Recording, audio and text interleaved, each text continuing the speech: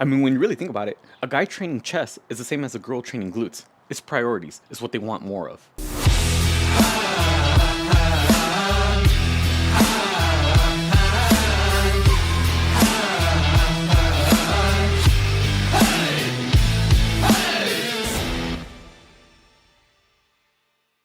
What's up, everyone? David here. Got a new video for y'all today. But before we get into it, if you haven't already, make sure you subscribe to the channel, hit the bell notification so you don't miss on any new videos. Because remember, new videos on this channel for Tuesday, Thursday, and Sunday. So don't miss out. So for today, we're going to go ahead and talk about these right here. Chest, pecs, pectoralis majors, whatever you want to call them, the chest muscle. I mean, I can't emphasize this enough. A guy training chest is pretty much spot on to a girl training glutes. I mean, girls want a nice figure. They want to really grow the glutes. Guys, they want a big chest. They want it to stand out. It's all about looks. This is our show muscles. This is what people are going to be noticing when they're looking head on at you. Chest is going to be sticking out, so why not build it up the most that you can? But that's the thing. Are you training it correctly? Are you doing what you're supposed to? I see too many times a lot of people, especially guys out there, you're not training chest correctly. You might be doing the right exercises, but you're going about them in the wrong way. Or you might be doing other exercises that don't really fall in line with what exactly the chest is supposed to do. There's better ways for you to make them bigger and stronger. So for today, mistakes, key things, make sure you're avoiding it when it comes to building up the chest. Let's get into it. First mistake I see what a lot of guys make when it comes to training their chest, man, you're letting your ego get in the way. All right, you think that you have to go absolutely balls to the wall, maxing out, repping out just one rep on bench press specifically. I mean, I understand it's fun. You all want to have a strong bench. It's impressive. Okay, friend. Everyone's always going to be asking you, hey, bro, how much you bench? But you got to understand, half the time, your form is completely falling apart. Yeah, you're lifting a lot of weights, but in reality, you're just messing up your shoulders and your elbows, your wrists. Your form is completely dog shit. No. Go ahead and lighten up the weight. You do not always have to go absolutely heavy. You do not always have to max on bench every time you go in for chest day. What you can do is go ahead and lighten the weight and actually focus on the correct form. Because let's be completely honest, when it comes to building up the chest, what exactly is the goal? You got to ask yourself, is my goal to get a bigger chest, or is my goal to lift bigger weights? I mean, look at me. I'm not as big of a person. I don't have a big frame, but I could bench a lot of weight. It just doesn't reflect on my chest size because, again, that's not necessarily my main goal at the moment. I'm not trying to get super big. I'm trying to get super strong. Whereas in many of you, it's the other way around. You're trying to get big. You don't really care too much about strength. So when it comes to getting big, hypertrophy, making the muscles bigger, 8 to 12 rep ranges, nice and controlled on the way down, good contraction at the top. But when your ego starts getting in the way, especially on a bench press is one of the best exercises you can do to build up the chest. You're going about it wrong. Instead of slow and controlled eccentrics, feeling the stretch in your chest, no, you're just slamming it speed all the way down, letting the bar completely bounce off your chest. And at that point, it's not even your pecs contracting that's allowing you to lift the weight up. No, what it is the momentum from that bounce. You're just crushing your ribs. And by the time it gets up to here, now you start trying, because from here to here, it was just that rebound effect, that bounce, boom. From here to here, that's essentially all you're working. And at that point, it's just triceps. You're pretty much just working out your lockout. Lighten up the weight. It's nice to control on the way down, and then control it all the way up, full ranges of motion. Again, this mainly applies to the bench press. Leave your ego at the door, go light, full reps, slow and control.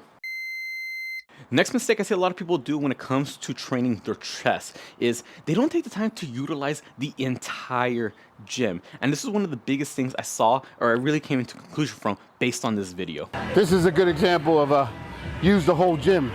Most people will walk in here, look at this thing and kind of like, the hell is that? Who would use that? But use everything in the gym. Use all equipment, machines, dumbbells, free weights, all of it. Notice what he said. He said utilize the entire gym. And that's one thing that I recently started doing more of, and that's when I recently came about new exercises.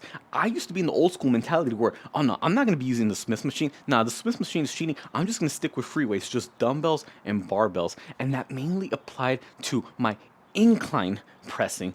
We already established flat bench pressing, one of the best exercises you could do for chest, as long as you're going about it correctly. One of the other greatest exercises you could do is any type of pressing on an incline, because now we're building out that upper shelf. We always hear girls talk about they want to build up the upper shelf with their glutes. Well, guys, we want to build up the upper shelf right here. Our upper chest can never be too overly developed. We want to make that bigger. How do we make that bigger? Incline pressing. It's going to bias the upper pec a little bit more so. But here's the thing. I used to always do it with dumbbells and barbells. Part of it is because that's the only thing I had access to here at the home gym for many years. That's all I had, just bars and dumbbells, and I had an incline bench. Hell, I have it right here. And I got all the various levels of incline. But regardless, once I got this new rack right here, it has a Smith machine on it. But even then, when I had it, I wasn't necessarily using it fully because I always thought, I'm like, why would I use the Smith machine when I could use free weights? I decided one day, you know what, I'm gonna go ahead and try out the Smith machine just because I see a lot of bodybuilders. For some reason, I always see them only doing incline on Smith machine. I see them do a lot of flat benching on a free barbell, but I never really see them do too much incline with a free bar or dumbbells. I always see, for some reason, just the incline on the Smith machine. Why is that? I tried it out. I've never felt that much of a pump on my upper chest in my life. For some reason, there's just something about the bar moving up and down on the rails that just really targets the upper chest even more efficiently. For me personally, go ahead and try it out for yourself. You never know if it might work for you or not, but that's the point. Go ahead and try out multiple pieces of equipment in the gym. Even some machines that you never really thought you would need, go ahead and try it. You never know when it will give you an even better response to train your chest. You never know, it might put your body in the right angle to get an even better contraction. Now, ever since I started using the Smith machine for my incline pressing, I've never went back. The last time I did dumbbell incline bench, it's been a cool minute. The last time I did incline on a barbell, man, I can't even remember. Ever since I started doing it with the Smith machine, I ain't going back. Just that feeling, I'm targeting my upper pec in the perfect angle. I feel that contraction so much more. And just another key tip, I try to imagine that I'm trying to squeeze my arms together like this, even though obviously they're not moving anywhere, because once you actually hold onto the bar, you can't slide your hands in because, you know, you're holding onto the bar. But try to imagine like you're trying to squeeze, crush the bar together. Oh my God, that feeling on my chest, you can't beat it. So again, big mistake. You're so stuck in your ways that you only feel that you have to use this one piece of equipment, or you only have to use free weights, or you only have to switch it up. Test out new things. Once you realize that something's working for you, all right, stick with it. But you never know unless you try it. And last mistake, and this one, I'm not gonna lie, it's a double-edged sword. I want you to hear real carefully what I'm gonna say. Never sacrifice your form for the sake of getting more reps to the point where your risk of injury increases. Okay, let me say that again, because again, I don't want you all doing something and it just ends up hurting you.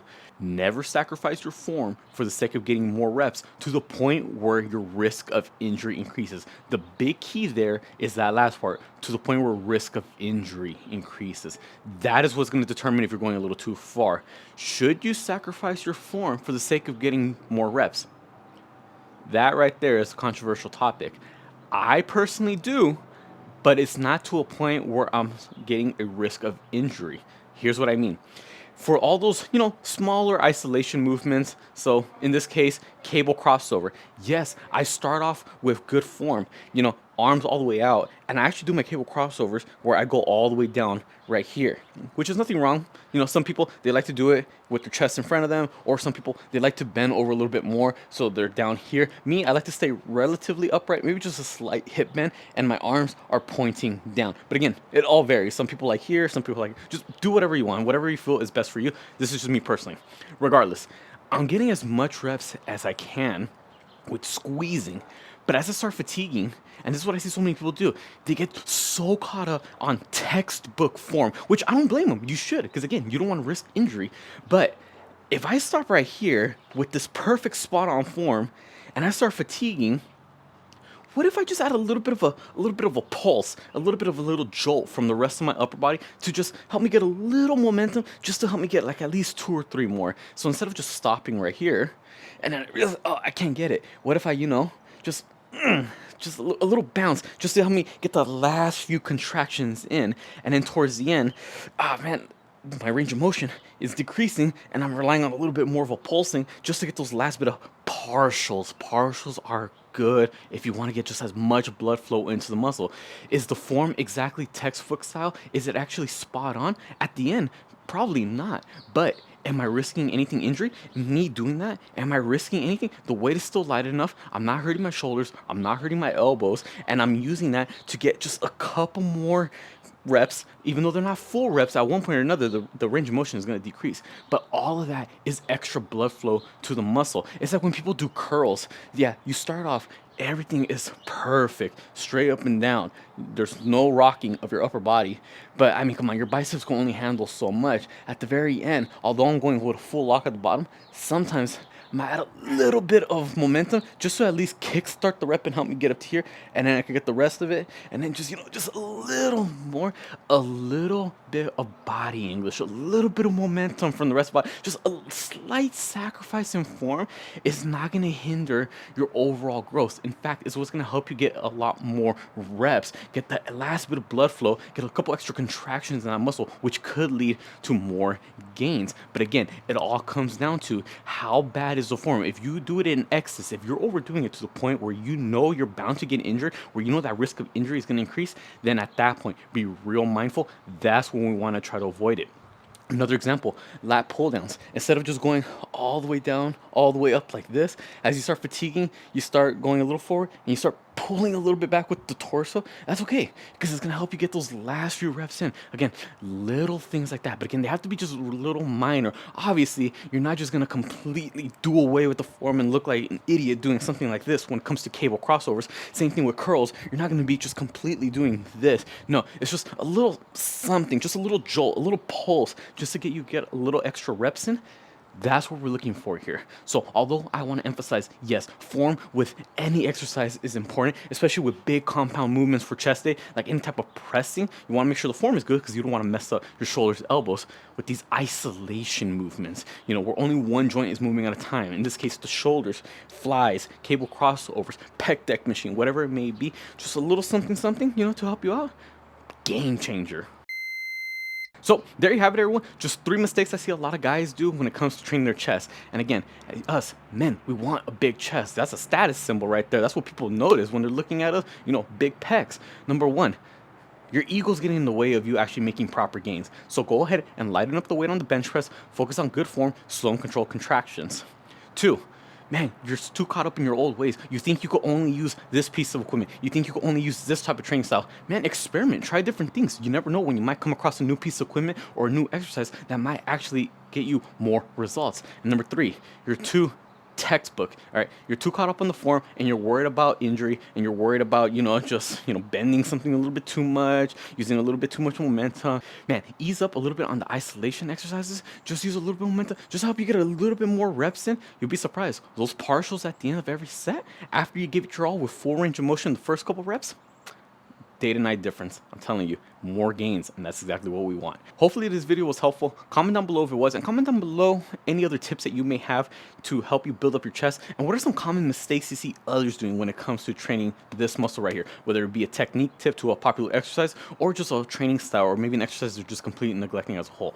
Comment down below. Let's try to help each other out. Also, comment any other video suggestions you'd like to see me do, whether it be about mindset, motivation, nutrition, diets, workouts, programs, whatever it is. Comment down below. I'd be more than happy to help y'all out. Be sure to subscribe to my channel so you don't miss out on any new videos, because remember, new videos on this channel every Tuesday, Thursday, and Sunday, so don't miss out. And then Instagram and TikTok, same thing. Be sure to follow me on both accounts. I put all my links down in the description below.